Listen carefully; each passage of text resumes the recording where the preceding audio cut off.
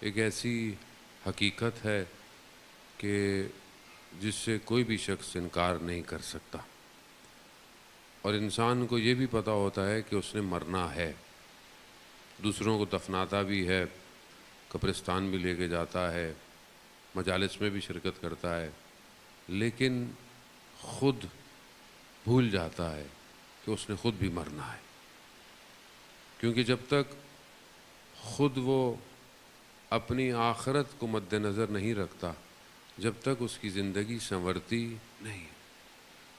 انسان تھوڑی سی دیر موت کو جب دیکھتا ہے، کسی کو اپنے سامنے دنیا سے جاتا ہوا، تو تھوڑی دیر کے لیے اس کے وجود میں ایک تلنگر، ایک بیداری آتی ہے، لیکن دنیا اتنی اٹریکٹیو ہے کہ وہ تھوڑی دیر بعد پھر بھول جاتا ہے، دفنا کے آتا ہے، حالانکہ سب کرتا ہے، تھوڑی دیر بعد بھول جاتا ہے۔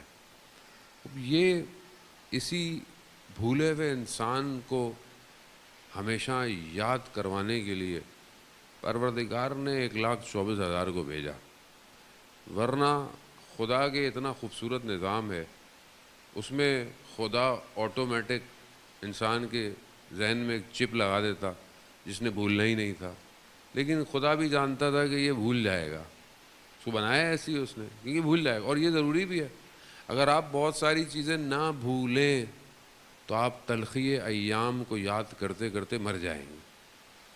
جس انسان کا کوئی جاننے والا دنیا سے چلا جاتا ہے، انسان کو محبت ہوتی ہے، دنیا ہے، رابطے ہیں، نیچرل ہے، کیونکہ یہ بہرحال بشریت کا تقاضا ہے کہ رشتوں کے ساتھ اس کی اٹیچمنٹ ہوتی ہے، ماں ہوں، باپ ہوں، بچے ہوں، بہن بھائی ہوں، ضروری بھی ہے، اور یہ اٹیچمنٹ اتنی زیادہ ہوتی ہے کہ بعض اوقات انسان اپنی زندگی میں بہت سارے کام نہیں کر پاتا۔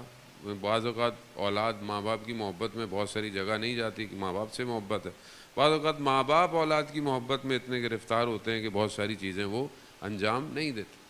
لیکن اگر یہ چیزیں انسان نہ بھولتا تو انسان مرنے والے کے ساتھ مر جاتا، یہ بھی ضروری ہے۔ لیکن وہاں پر ہمیں بار بار کہا گیا کہ دیکھو تم نے بھی مرنا ہے، اور اصل موت جو ہے، معرفت یہی ہے کہ ہمیں موت کی ڈیفینیشن پتہ ہونی چاہیے کہ اصل موت ہے کیا، مرنا ہے کیا۔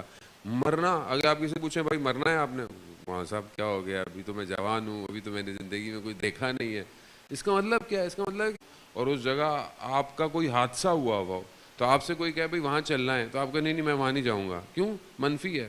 کوئی چیز کھانے میں کبھی آپ کو نقصان دے جائے، آپ کی طبیعت خراب ہو جائے، اب جتنا اچھا کھانا ہو، سامنے والا آپ کو پیش کرے، آپ گھبرا جائیں گے، آپ بولے نہیں میں نے، کیونکہ ذہن منفی اس کو لے کر بیٹھ چکا ہے، یعنی چپ اندر اسٹرانگ ہے آپ کی، لے لیتی ہے۔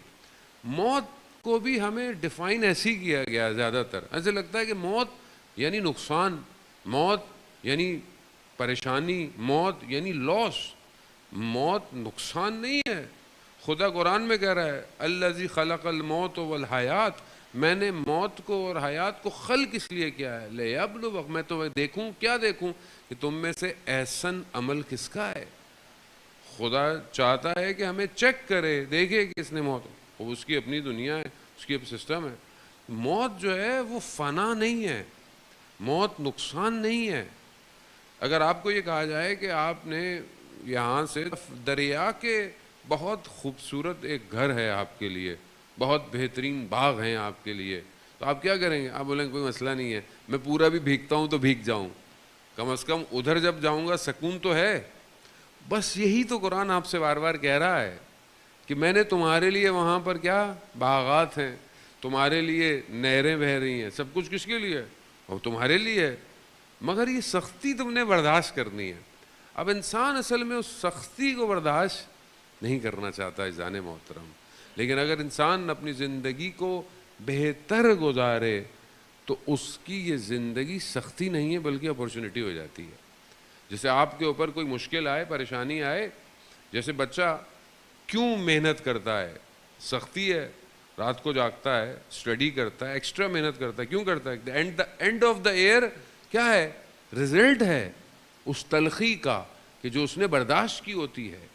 زندگی یہی ہے، زندگی میں جو تلخیاں ہیں یہ تلخیاں نہیں ہیں، یہ اپرچونٹیز ہیں، یہ اپرچونٹی کو جو اویل کر لے گا وہ کامیاب ہو جائے گا. موت یہی ہے. ایک حدیث آپ کی خدمت میں امام رضا علیہ السلام کی، اللہ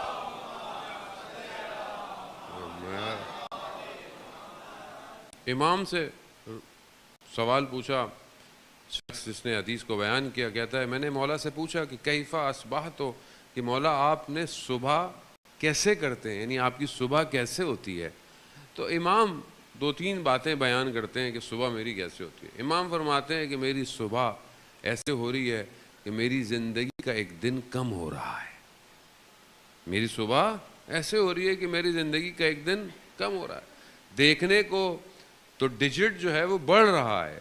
یعنی ہمارے ہاں لوگ سالگرہ جیسے مناتے ہیں کہ جی ماشاءاللہ بچہ آج سال کا ہو گیا، 5 سال کا ہو گیا، 10 سال کا ہو گیا، ہم کہہ رہے ہیں بڑا ہو رہا ہوتا ہے. لیکن کیونکہ موت کی ڈیٹ ڈیفائن ہے، ہمیں نہیں پتا، لیکن خدا کی بارگاہ میں، خدا کے علم میں موت کی ڈیٹ ہماری کنفرم ہے. تو ہمارا جو ڈیٹ کا گراف ہے وہ بڑھ نہیں رہا، بلکہ ہم اصل میں منفی جا رہے ہیں، نیگیٹو جا رہے ہیں. اب اس کے مرنے میں اب ہمیں تو نہیں پتا، مثال کے طور پر کسی نے 20 سال میں دنیا سے جانا ہے، اللہ کو پتا ہے، تو وہ 18 سال کی سالگرہ مناتے ہوئے کیا خوش نہیں ہوگا؟ اسے پتا ہے کہ 2 سال بعد تو کہانی تمام ہو جائے گی. تو یعنی ہم جتنا بڑھ رہے ہیں اصل میں ہم اپنی موت کے قریب جا رہے ہیں. اور جس طرف انسان بڑھ رہا ہو اس کی تیاری کرنی چاہیے، لیکن ہم اس کی تیاری کر رہے ہوتے ہیں جو چھوڑ کے جا رہے ہیں ہم لوگ. تو امام فرماتے ہیں کہ میں صبح ایسے کرتا ہوں کہ میرا ایک دن زندگی کا کم ہو رہا ہے، موت ہے. تو کیا میں جب ایسے اٹھوں کہ آج میری زندگی کا ایک دن کم ہو گیا تو آپ کی کیا فیلنگ ہوگی؟ جیسے آپ کو کوئی ٹاسک دیا جائے کہ آپ نے 30 ڈیز میں اس پروجیکٹ کو کمپلیٹ کرنا ہے، اور آپ روز صبح اٹھیں اور آپ نے کچھ نہ کیا ہو، تو اب آپ کیا ہوں گے کہ میرے تو 28 دن رہ گئے، میرے تو 20 دن رہ گئے، میرے تو 10 دن رہ گئے. تو ہمیں کون سا ٹاسک دیا گیا ہماری زندگی میں؟ اور ڈیٹ ہمیں نہیں پتا، کسی کو بھی نہیں پتا. کوئی جوانی میں چلا جائے، کوئی بڑھاپے میں چلا جائے، کسی کو نہیں پتا. ٹاسک کیا ہے؟ ٹاسک وما خلقت الجن والانس الا لیعبدون، میں نے جن اور انس کو خلق ہی نہیں کیا مگر سوائے بندگی کے اور عبادت کے. تو یہ بندگی میں انجام دے رہا ہوں کہ نہیں دے رہا؟ اگر میں بندگی انجام دے رہا ہوں تو میں ابھی مر جاؤں، مجھے کیا فرق پڑتا ہے؟ اور اگر میں نے بندگی انجام نہیں دی تو میں 100 سال بھی زندہ رہ لوں، 700 سال بھی زندہ رہ لوں، تو میں نے کیا کیا؟ حضرت نوح علیہ السلام 2500 سال زندہ رہے. 2500 سال بہت ہوتا ہے.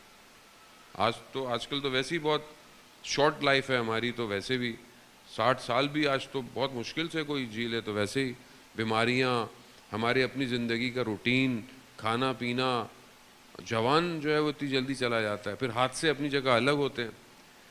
حضرت نوح علیہ السلام جب اپنے آخری ایام میں تھے اور جب ملک الموت تشریف لائے تو انہوں نے کہا کہ بس میں آ گیا ہوں. تو وہ دھوپ میں، روایات کہتی ہے کہ لیٹے ہوئے تھے. تو انہوں نے کہا کہ مجھے چھاؤں میں جانے دو. جب ان سے پوچھا کہ 2500 سال کیسے گزرے تو یہ کہتے ہیں کہ دھوپ سے چھاؤں میں جانے کا نام زندگی ہے. یہی زندگی. اور ہماری زندگی تو ویسے بھی کچھ بھی نہیں ہے. آپ سوچیں نا کہ ہم زندہ ایسے رہ رہے ہیں. وہی اہل بیت کے کلام سے بہتر کوئی کلام نہیں ہو سکتا. قالا امیر المومنین علی ابن ابی طالب علیہ السلام، اللہم صلی علی محمد. امام ارشاد فرماتے ہیں کہ مجھے تعجب ہوتا ہے اس شخص پر کہ جو اپنی ساری زندگی کمانے میں خرچ کر دیتا ہے اور پھر اپنی کمائی کو اپنی صحت پہ خرچ کر دیتا ہے، اور زندہ ایسے ہے جیسے اس میں مرنا ہی نہیں ہے، اور جب مرتا ہے تو ایسے جیسے کبھی زندہ تھا ہی نہیں. تو ہم ایسے ہی زندہ رہ رہے ہیں. ہم ایسے زندہ رہ رہے ہیں جیسے ہم نے پتہ ہی نہیں ہے کہ ہم نے مرنا بھی ہے کہ نہیں ہے. اس کا مطلب یہ نہیں ہے کہ اب آپ ٹینشن میں رہیں، پریشانی میں رہیں، گھبراہٹ میں. نہیں، ایسا نہیں ہے جان محترم. یعنی خوشی کے عالم میں انسان زندہ رہے.